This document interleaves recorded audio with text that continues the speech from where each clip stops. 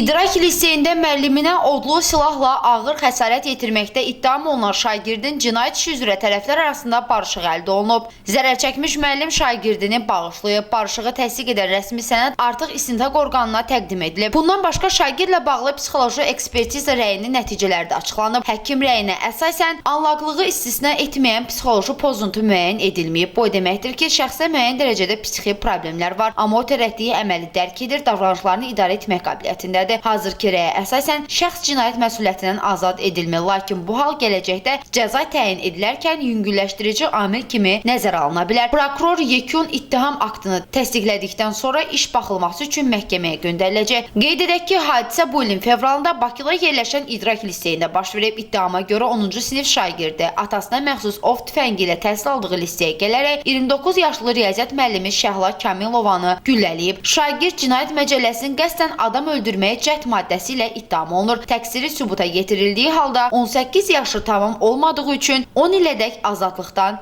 məhrum edilə bilər. Banu Hüseynli, Səs TV xəbər.